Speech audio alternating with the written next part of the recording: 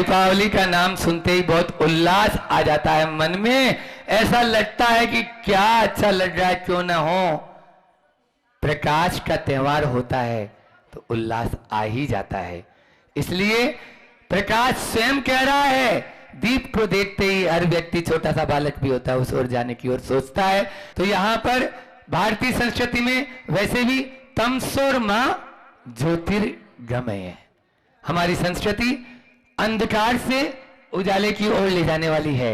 हम अंधकार को, डूबते हुए सूरज को प्रणाम नहीं करते, उठते हुए सूरज को प्रणाम करते हैं, क्योंकि ये भारतीय संस्कृति है। लेकिन विडंबना है महावीर स्वामी के इन चेलों की।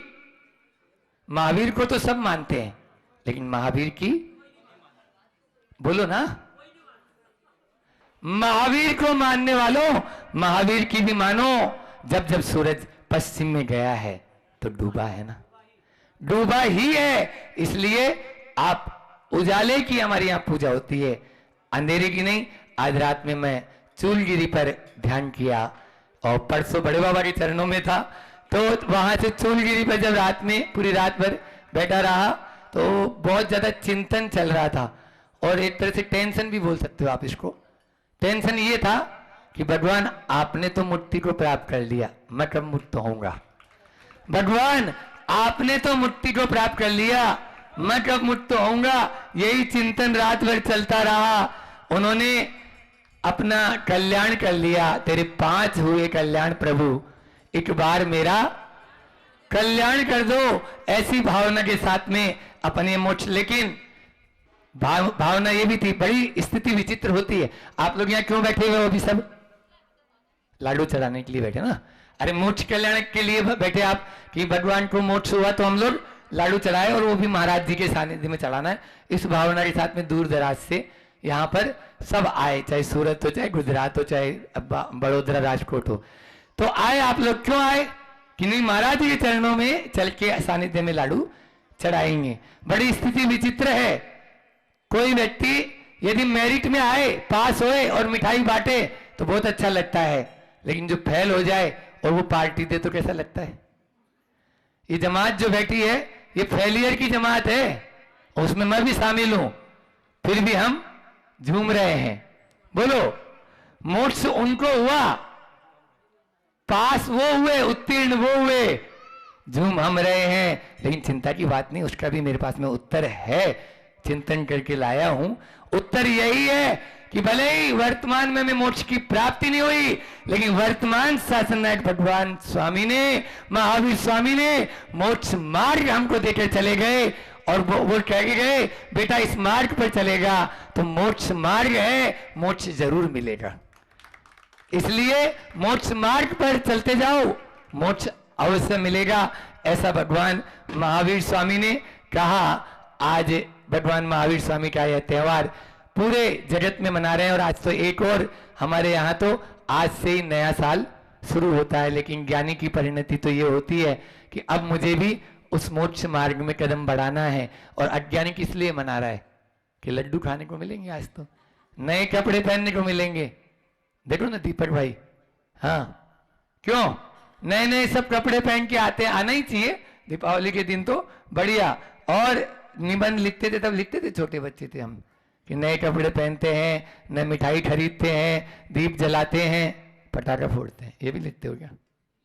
बोलो।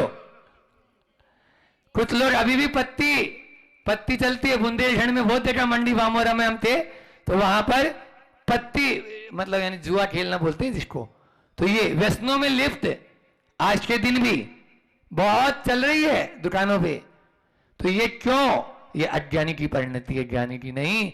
ज्ञानी तो यही देखता है, जैसा दीप प्रातः काल की वेला में भगवान महावीर स्वामी को निर्वाण की प्राप्ति हुई, और संध्या काल की वेला में गौतम स्वामी को केवल ज्ञान की प्राप्ति हुई, उसी स्वरूप हम दीप जलाते हैं। अभी आप लोग जाके अपने अपने घरों में, आज ग्रहण भी है 4 बजे के बाद में, तो ग्रहण के पहले पहले तक आप लोग दीप जला लें। वैसे तो सबसे अच्छा समय यही रहता है, लेकिन फिर भी संध्या का माने तो आज 3 से 4 के बीच में ही आप दीप जलाएं। ऐसा सब महाराज जी लोगों का भी, औरों का भी कहना है।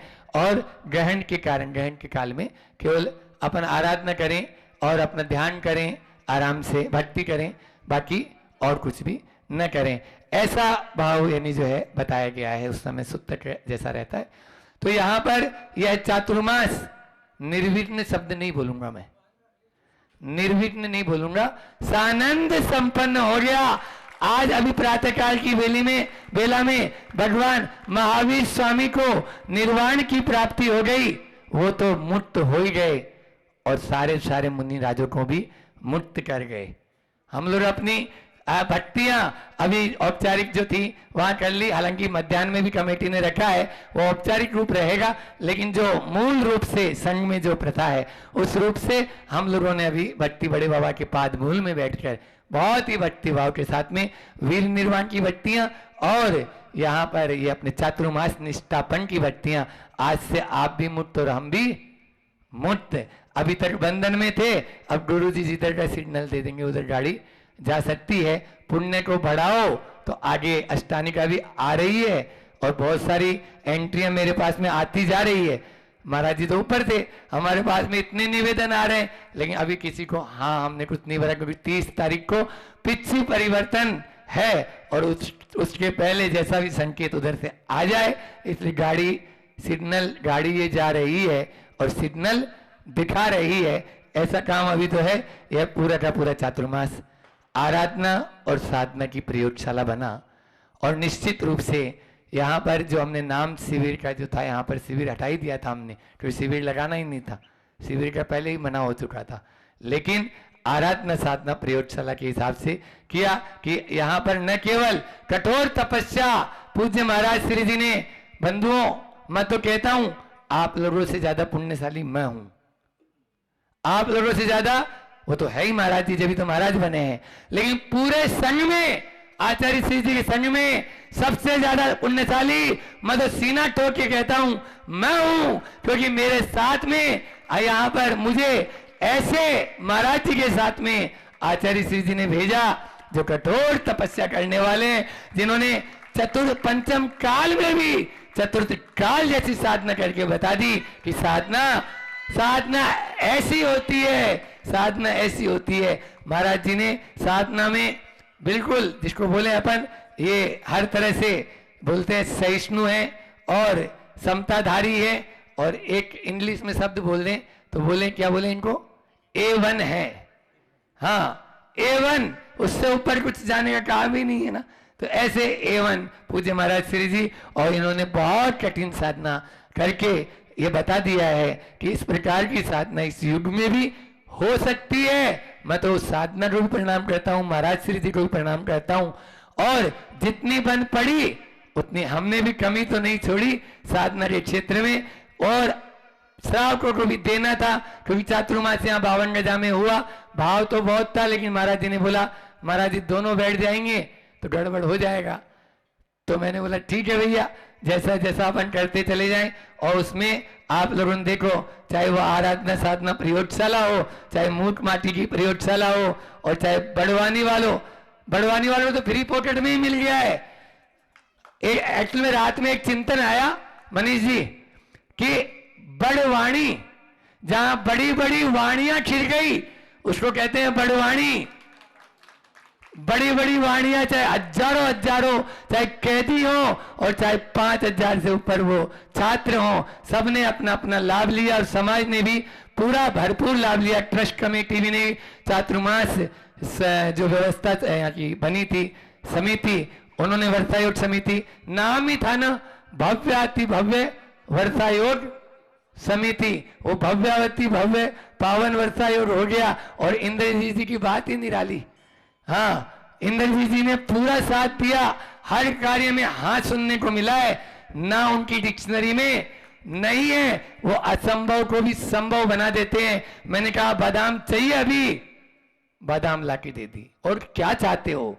ऐसी उनकी टीम पूरी जो तीर्थ रक्षा में लगी हुई है, और ऐसे वो स्वयं उनका बहुत ही, जितना मैं तो बोलूंगा उतना ही कम रहेगा, लेकिन अपन को महाराज श्री जी के पास में माइक पहुंचाना है, इसलिए यह चातुर्मास बहुत ही अच्छा रहा। कुछ लोगों ने ऐसा बोला कि अभी पहले बार दोनों महाराज जी के सानिध्य में ये प्रोग्राम हो रहा है। मैंने बोला सानिध्य तो दोनों का ही था, एक भी कार्यक्रम ऐसा नहीं था जिसमें दोनों महाराज का सानिध्य नहीं था, बस एक सामने नजर आ रहा है और एक पीछे से पूरा सपोर्ट कर रहा है, ये दोनों सानिध्य। नहीं तो ये बताओ क्या मेरी मजाल थी जो ऐसे विशाल विशाल कार्यक्रम हो जाते? बोलो इंद्रजीत जी, आपसे ही पूछते हैं। लेकिन ऊर्जा कहां से मिल रही थी? ऊर्जा यहां से मिल रही थी।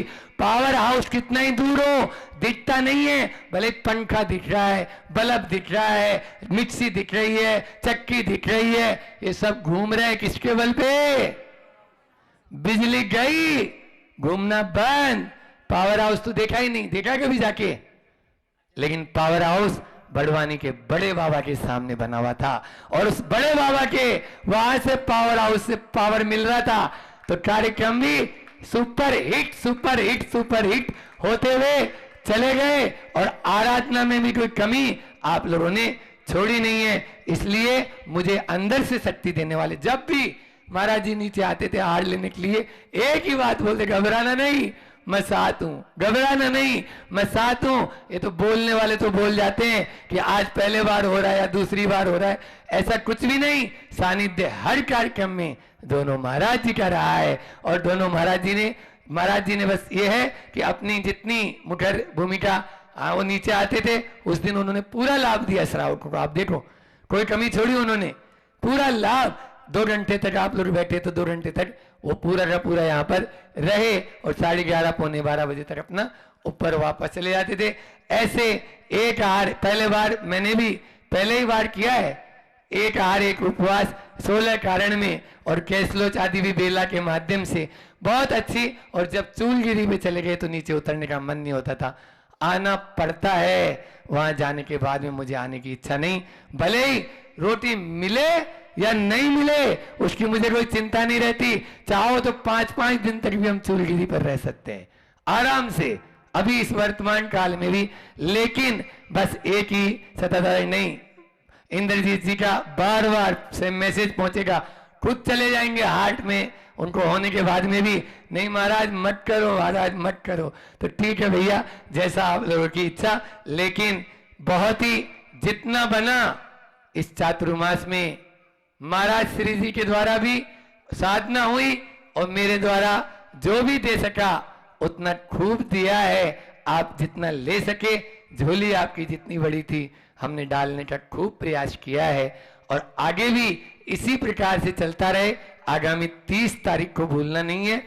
आप लोग जो संयम का उपकरण होता है, बहुत सारी एंट्रियां आ रही है, हमें भी पिछी दे दो, हमारी हमें भी दे दो, लेकिन किसको मिलेगी और कौन देगा ये कोई नहीं जानता, सब भविष्य के गर्भ में छिपा हुआ है। हम सब वह कार्यक्रम भी देखें और उसके बाद में अष्टानिका का विचार कर लेंगे। आप लोगों की तरफ से निवेदन बहुत है, लेकिन अभी महाराज श्री जी से समझकर जैसा भी आगे का होगा आप लोगों को मालूम चल जाएगा। इसलिए अभी उसके बारे में तो कुछ भी आगे ऊपर से भी क्या आदेश होते हैं उसी हिसाब से चलेंगे। इस प्रकार से हमारा आचार्य गुरुवर के आशीर्वाद से, पूज्य महाराज श्री जी के बहुत अधिक अथक सहयोग से यह चातुर्मास सानंद संपन्न हुआ है। अब आगे जैसा भी होगा आपको बता देंगे। पूज्य महाराज श्री जी श्री चरणों में बारंबार नमोस्तु करते हुए उनसे प्रार्थना करता हूं कि वे अपनी मंगलमयी वाणी से हम सबको करतार करें। पूज्य महाराज श्री जी। यह वर्षा योग मेरे जीवन का संजीवनी काल रहा है। जितना आनंद मैं यहाँ लूट सकता था लूटा है और दिन पे दिन वो आनंद और बढ़ता ही चला गया और बढ़ता ही चला गया और बढ़ता ही चला गया। जैसे जैसे चतुर्मास समाप्ति की ओर आ रहा था तब लगता था कब ऐसा महान संयोग फिर मिल पाएगा। इस प्रकार से एकांत में अपनी आत्मा के साथ जुड़ने का और शांति का अनुभव अब कब मिलेगा, इस बात का थोड़ा सा अंदर से दुख होता था। क्योंकि ये जो शांति का अनुभव यहाँ किया है वो अभी तक नहीं किया। मैंने पहले भी कहा था, साधु जीवन में गोल्डन समय एक वो होता है जब साधु अपने गुरु के पास हो और गुरु के पास होने के बाद गुरु की सेवा मिलती हो वो, और दूसरा वो होता है जब वो अपनी आत्मा से बात कर पाए, वो अपनी आत्मा से जुड़ पाए और वो अपनी आत्मा के साथ हो पाए, वो उसका गोल्डन समय, स्वर्णिम समय होता है। तो मैं तो बड़ी हर्ष के साथ कह सकता हूँ कि मैं 22 साल से घर से निकला हूँ, लेकिन इस 22 साल में सबसे ज्यादा अगर आत्मा से जुड़ने का मौका मिला है तो इस सिद्ध क्षेत्र 52 गजा में मिला है। इतना आनंद, इतना आत्मा के साथ बात करने का मौका यही मिला है। वो आनंद तो मैं आपको कैसे बताऊं। वो आनंद, जो आनंद आत्मा का है, वो इंद्रियों के माध्यम से नहीं बताया जा सकता। जो आनंद आत्मा का है वो इंद्रियों के माध्यम से नहीं बताया जा सकता। वो बताने योग्य है ही नहीं। वो आनंद तो अनुभव करने योग्य है। वो आनंद तो अनुभव करने योग्य है। मैंने 52 गजा के नाम की व्याख्या करी थी यहाँ, और उस व्याख्या में अगर आपको याद हो, 52 गजा ब से मैंने बोला था कि बाधाओं से रहित होना है तो आ जाओ 52 गजा, और व से बोला था वरदान अर्थात इच्छाओं को प्राप्त करना हो तो, नकारात्मकता को दूर करना हो, गरीबी को दूर करना हो तो, और जा 52 गजा के जैसे जागृति लाना हो तो आ जाओ 52 गजा। मैं दूसरे नंबर में जो वरदान और इच्छाओं की बात कर रहा हूं, तो इच्छाओं की पूर्ति करना हो तो आ जाओ 52 गजा। किसी की इच्छा पूरी हुई ना हो, लेकिन मेरी बहुत सारी इच्छाएं पूरी हुई, एक नहीं बहुत सारी इच्छाएं इस 52 गजा में आने के बाद पूरी हुई है। अनेकों इच्छाएं पूरी हुई है। मेरी भावना थी बहुत कि 72 घंटे का ध्यान करना है। वो ऐसे नहीं बनी। एक बार की बात है, डोंगरगढ़ में आचार्य भगवान दीक्षा दिवस पर उद्बोधन दिया, और वो उद्बोधन इतना ऐसा उद्बोधन था कि उस उद्बोधन को सुनने के बाद ऐसा लगा कि अब सीधे अपने को ध्यान में बैठना है। 5 व्रतों की भावनाओं के विषय में आचार्य जी ने संबोधन दिया, और जब वो संबोधन दिया और हम बैठ गए, उस दिन का उपास था, छठ का उपास था, उपास किया, और जब वो चिंतन चालू किया, 5 सूत्र हैं, अभी पहले सूत्र में एक दिन पूरा निकल गया, दूसरा दिन आ गया, अब सप्तमी थी। हमने सोचा 5 सूत्र दिए आचार्य श्री ने, पूरा चिंतन करना है। दूसरे दिन भी हम बैठ गए, और 5 एक ही दिन का लिया था, लेकिन दूसरे दिन हम बिना पूछे, अच्छा लग रहा था, बैठ गए। अब शाम तक भाव हुए कि अपन अष्टमी को तो चतुर्दशी को शुरू से उपास करते आए, कल क्यों उठे, कल भी अपन बैठेंगे, तीसरे दिन भी बैठेंगे। पूरे भाव बन गए, और वो चिंतन चलता चला गया, बहुत सहज में, बहुत अच्छा लगता जा रहा था। दूसरे दिन सुबह हुई और आचार्य भगवान के पास बात पहुंच गई कि हम ध्यान में बैठे, और क्लास में नहीं पहुंचे तब भी पता चल गया। तो आचार्य भगवान ने बात ही बात में प्रसाद सागर जी सोच जाते वक्त के दिया, संग में कोई विनय नाम की चीज ही नहीं बची है। बिना पूछे कोई भी बैठ जाता हैगा। एक दिन का उपवास लिया, 2 दिन, और अब आज सुबह क्लास में नहीं आए, इसका मतलब तो पक्का है कि आज भी नहीं उठेंगे। तो कोई रहा नहीं क्या, कुछ भी नहीं रहा। अब ये बात प्रसाद सागर जी से बोली। प्रसाद सागर जी ने कान में आके हमसे बोले भैया आपको हम समझा रहे हैं, आचार्य श्री इस चीज़ से नाराज है, आपने एक दिन का उपवास लिया, दूसरा दिन और तीसरा दिन ठीक नहीं है, अपने संग में ऐसा नहीं चलता, पूछो आचार्य श्री से। पर मैंने नहीं मानी। मैंने कहा अपने को तो बैठना है, जो होगा सो बाद में निपटेंगे। अब बैठ गए, सब आहार पे निकल गए। आगम सागर जी महाराज जी विशेष हमारे शुभ चिंतक थे, वो आ गए। आगम सागर जी ने हमसे कहा, बोले भैया तुम्हारे भले के लिए बोल रहा हूँ, समझो बात को, उठ जाओ, ये ठीक नहीं है। हमने फिर भी नहीं मानी, वो तो चले गए, सब लोग आहार पे उठ गए, और आचार्य श्री का अष्टमी था, उपास था। फिर मुझे अंदर से डर लगने लगा, कहीं गड़बड़ नहीं हो जाए, अपन उठ जाए तो ज़्यादा अच्छा है। फिर मन ने कहा नहीं नहीं ठीक नहीं है, अभिनय है, अपन चलते हैं, बाद में कभी आज्ञा लेकर फिर बैठेंगे, भाव बने। मन बिल्कुल नहीं था, लेकिन बिना मन से उठ गए। उठ के गए, आचार्य श्री पास गए, आचार्य श्री को देखा, सब संग तो आहार पे था और हम अकेले बचे थे, कोई नहीं। अब नमोस्तु किया, आचार्य श्री ने देखा नहीं हमारी तरफ। अब और हमारी बिल्कुल अंदर से डर लगे। नमोस्तु करके आचार्य भगवान से जो है भक्तियाँ करी, आंखें बंद करी, कायसर किया, 3 कायसर होते हैं आचार्य भगवान, तीनों कायसर की, बाहर आया। अब बहुत डर सा लगने लगा। आचार्य श्री ने एक बार भी मुस्कुराया नहीं, एक बार भी देखा नहीं। अपनी पढ़ते, कोई ध्यान तो कर नहीं रहे थे, पढ़ ही रहे थे, वो देख तो सकते थे, पूछ तो सकते थे। अब आहार जैसे तैसे हुए, और आते आते जब आ रहे थे हम, तो आते आते हुए विकल्प तो था क्या होगा, जरूर गुरुजी गुस्सा में। लेकिन एक श्रावक जो था वो आचार्य श्री हॉल में बैठते, तो पीछे से सब देख रहा था। तो उसने कहा, बोले एक बात समझ में नहीं आती है महाराज जी। क्यों, क्या हुआ? उसने कहा, बोले आचार्य श्री जी जब आप आंख बंद करते थे तो आपको देखते थे और हंसते थे, और जब आप पीछे उठा के भक्ति करते थे तो बिल्कुल पुस्तक में ऐसे देखते जैसे बिल्कुल एकदम, और फिर आप कायसर करते थे तो वो बड़ी ऐसा देखते थे, एक माँ बेटे को देखती है ऐसे वात्सल्य से देखते थे और मुस्कुराते थे। क्या ऐसा क्या है? हमने कहा समझ गए, बाहर ही गुस्सा है लेकिन अंदर से गुरुजी नाराज नहीं है। अब आहार के बाद गुरुजी पास पहुंच गए और गुरु जी पास पहुँचे और गुरु जी से बोला ऐसा थोड़ी चलता है, ये कोई तरीका है क्या? और फिर सबसे बड़ी बात है, आप बैठे थे तो आप फिर उठे क्यों? तो बैठना था 3 दिन का 72 घंटे का। हमने कहा वो महाराज जी प्रसाद सागर जी ने आके ऐसा ऐसा कहा। बोले ध्यान कर रहे थे कि किसी की बात सुन रहे थे? झूठा है तुम्हारा ध्यान। मैंने कहा लियो बड़ी हेडेक। बोले ध्यान रखना, आप पूछ के करना। चले गए, वो भावना वहीं रह गई हमारी। फिर आगे हर बार चाहा लेकिन उपास ही नहीं मिलता था, हम तेला मांगते थे मिलते ही नहीं था। अब वो प्रसाद सागर जी के कारण हुआ था। हमने प्रसाद सागर से कहा महाराज जी आपके कारण हुआ है ये। तो उन्होंने कहा ठीक है तुम तेला नहीं बेला मांगना। फिर विदिशा चातुर्मास में हमने 2 उपवास मांगे, वहाँ 48 घंटे का ध्यान हुआ। फिर उसके बाद और भी प्रयास किए लेकिन तेला हमें नहीं मिला। फिर पिछला चातुर्मास अगला मतलब पिछली बार हम बामोरा में थे, वहाँ हमने महाराज जी से दोनों महाराजों से कह दिया भावना है कि इस बार बहुत समय की भावना है, कुछ पूरा करना है। बस हिंट किया, ये नहीं कहा क्या करना है। और हम ध्यान में बैठ रहे हैं, ये 3 दिन का प्रोग्राम है, आप लोग संभालना। तो महाराज जी को बोलकर हम बैठ गए ध्यान में। लेकिन संयोग की बात है शाम हुई, एक दिन पूरा बैठे और निरंजन सागर जी महाराज जी का थोड़ा स्वास्थ्य गड़बड़ हो गया। फिर खबर आई, बोले महाराज जी उनका स्वास्थ्य गड़बड़ है और आप चलो। हमने कहा हम तो नहीं उठेंगे चाहे जो हो जाए। फिर अंकुर भैया आए, कान में बोले अच्छा मैसेज नहीं जाएगा, समाज पूरी इकट्ठी है, डॉक्टर लोग खड़े हैं और आप नहीं उठोगे तो आपको उठना चाहिए। फिर हमने कहा लो, फिर अंतराय आ गया।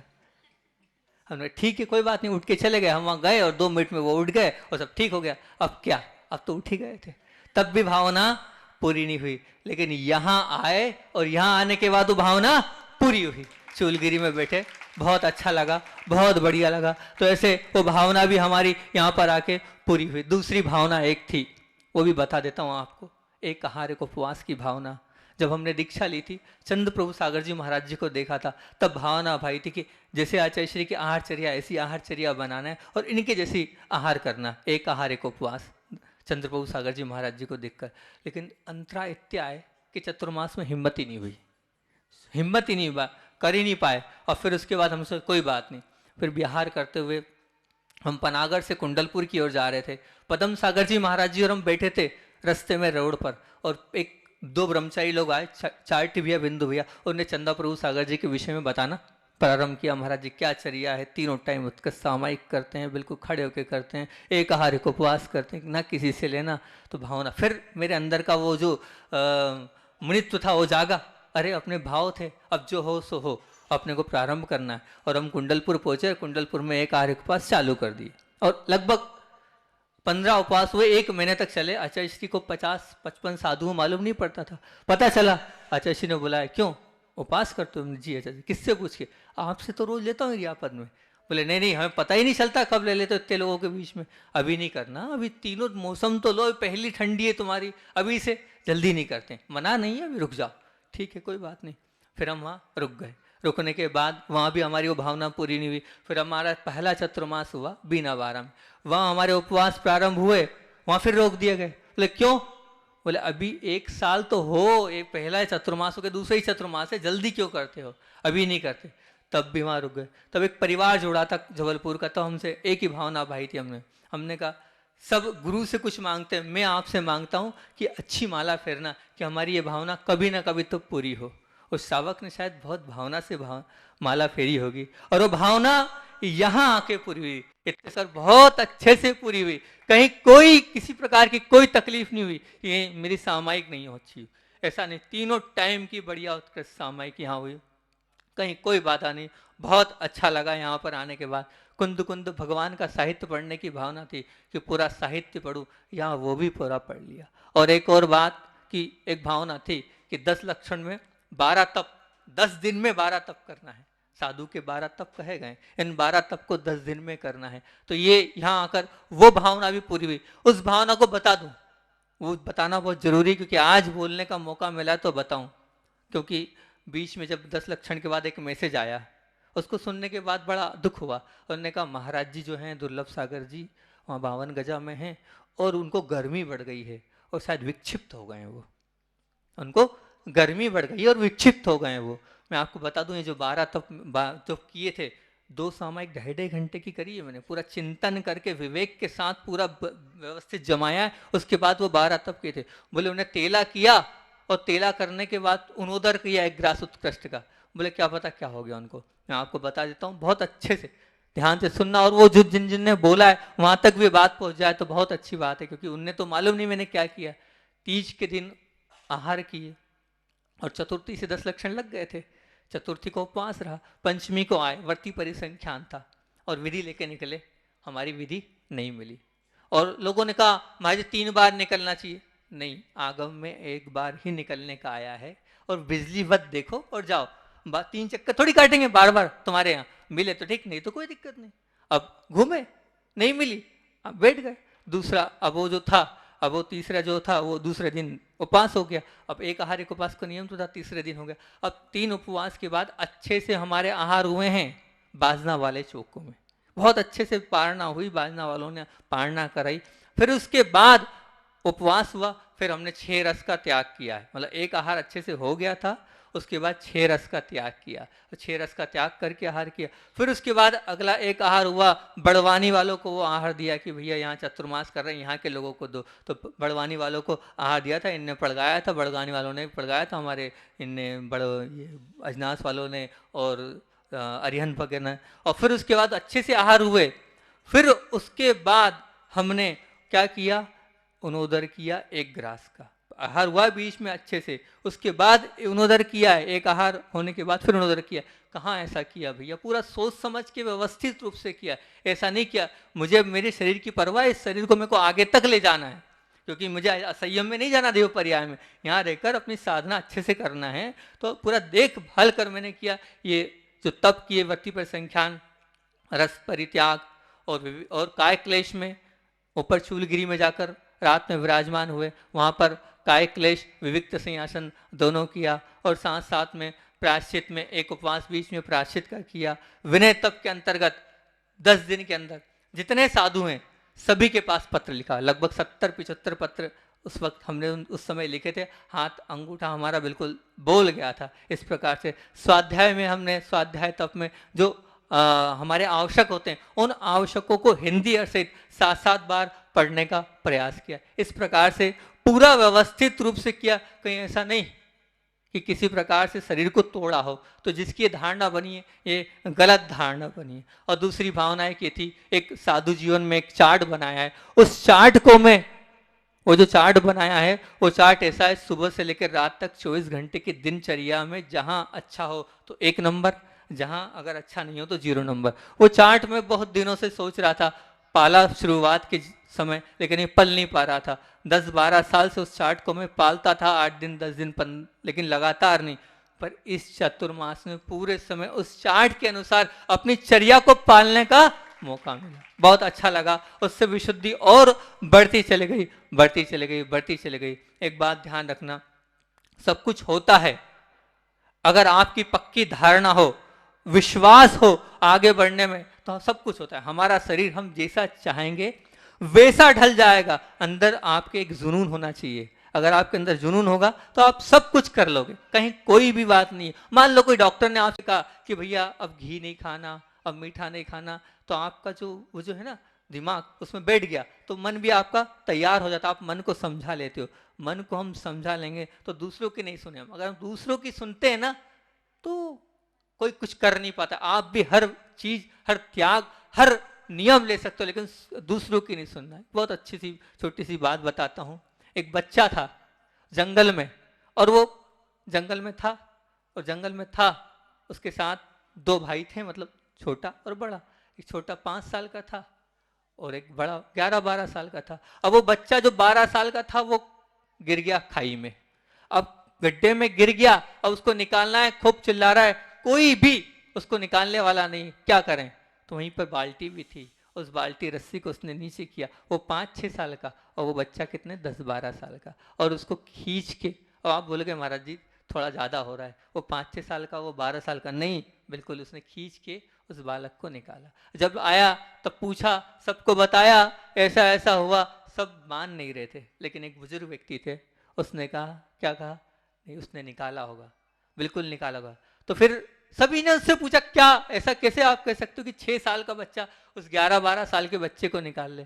तो एक ही बात बोली उसने, उन्होंने कहा वहां पर उसको कोई ये बोलने वाला नहीं था कि तू नहीं कर सकता है, वहां पर उस बच्चे को कोई ये बोलने वाला नहीं था कि तू नहीं कर सकता है। बस आप अगर लोगों की सुनोगे तो कुछ नहीं कर पाओगे। हाँ, हमें बहुत समझाया लोगों ने, महाराज जी शरीर टूट रहा है, ये शरीर टूट जाएगा, तो ध्यान रखना। मैं आपसे एक ही बात बोलता हूँ, मैं आपसे पूछता हूँ कि ज़्यादा खाने वालों ने ही अस्पताल भर रखें। ध्यान रखना, ज़्यादा खाने वालों से अस्पताल भर रखें, नहीं खाने से ऐसा नहीं है कि आप ऊपर ही चले जाओगे। और आचार्य कुंद भगवान ने क्या कहा है? आचार्य कुंद भगवान ने तो यही कहा है। क्या कहा है?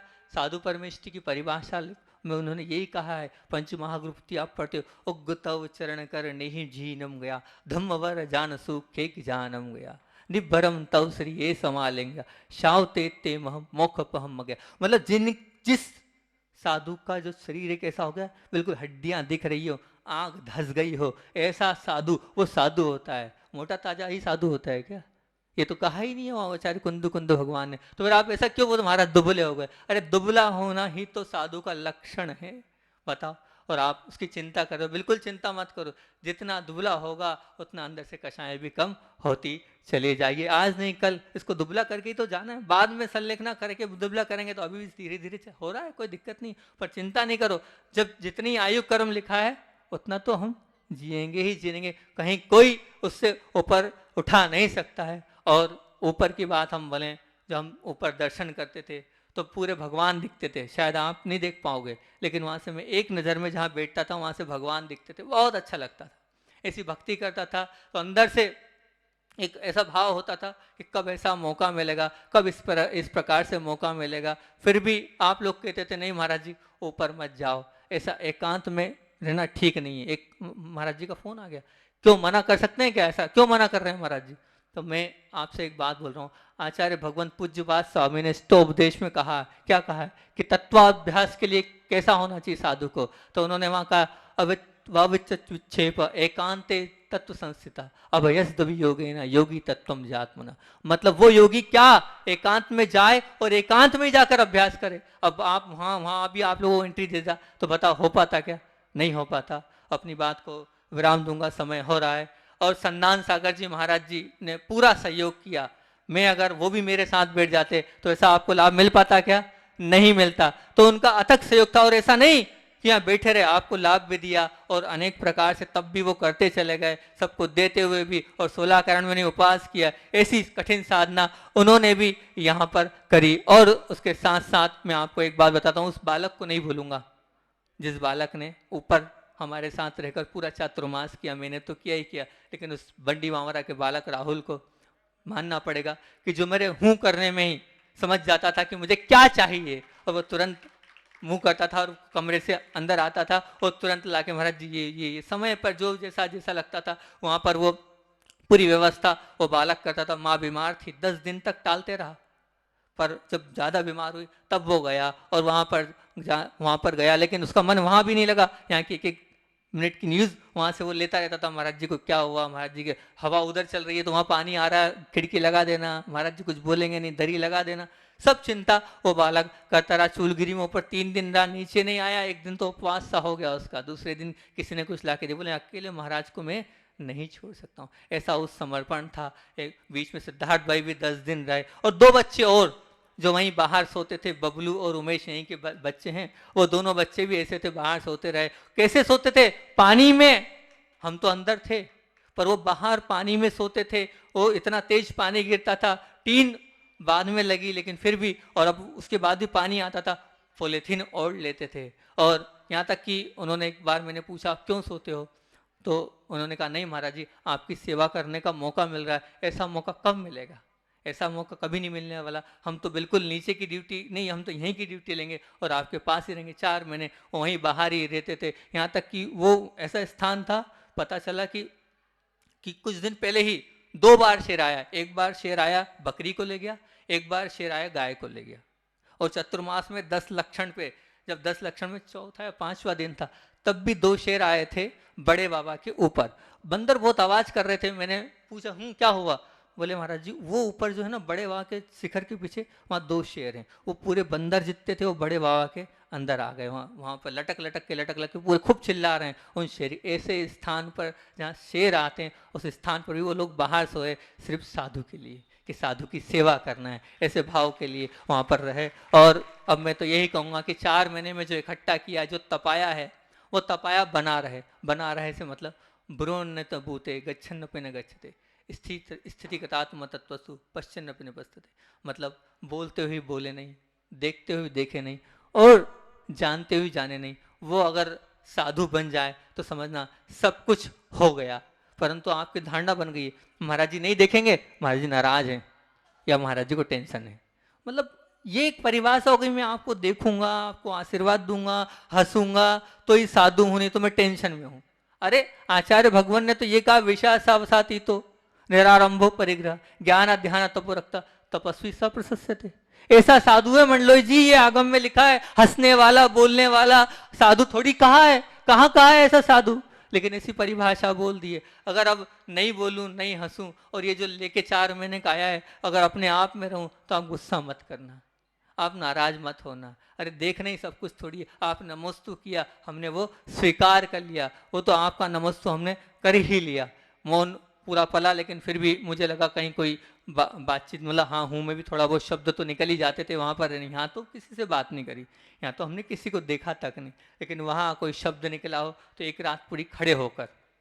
और अंत में 8 दिन ऐसे निकले, वो तो शायद क्या पता निकलेंगे कि नहीं। वो 8 दिन हमने सोचा क्या करना चाहिए, चातुर्मास में कहीं कुछ दोष लगे हों, तो 8 दिन संकेत का भी त्याग था हमारा।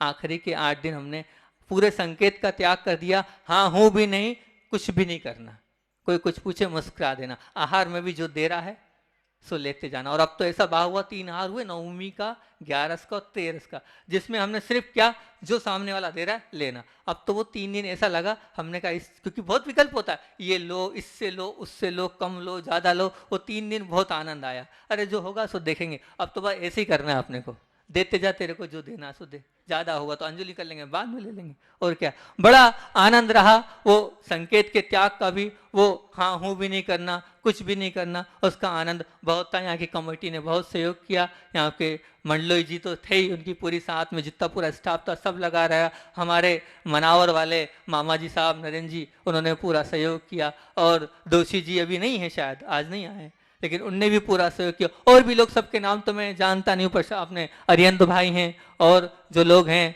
बाकी लोग, सभी ने बहुत अच्छे से पूरे चतुर्मास में महाराज जी का भी लाभ लिया। और ऊपर नहीं आने की जो बात थी तो ऊपर भी वो लोग कोई भी नहीं आए, इतना तो उन्होंने कम से कम ध्यान रखा। हमारा समय बहुत हो रहा है, बहुत सारे अच्छे अच्छे अनुभव इस चातुर्मास में, बहुत सारे अच्छे अच्छे चिंतन हुए, लेकिन समय की मर्यादा और साथ साथ में महाराज जी का बेले कि मेरा तो एक ही उपास है, पर महाराज जी का तो क्या है, बेला है, 2 उपास है, तो उनकी पालना हमें कराना है। अंत में इतनी ही बात कहूँगा, इस कमजोर में शक्ति नहीं थी, जो भी ताकत दी पूज्य गुरुदेव ने वहाँ से दी, उन्हीं के आशीर्वाद से और पूज्य महाराज जी के सहयोग से ही ये सब कुछ कर पाया हूँ। आगे भी ये चर्या बनी रहे, यही भावना से पूज्य आचार्य भगवान के चरणों में नमस्तु करते हुए अपनी वाणी को विराम देता हूँ। बोलिए आचार्य भगवान विद्यासागर जी महामुनि राज की।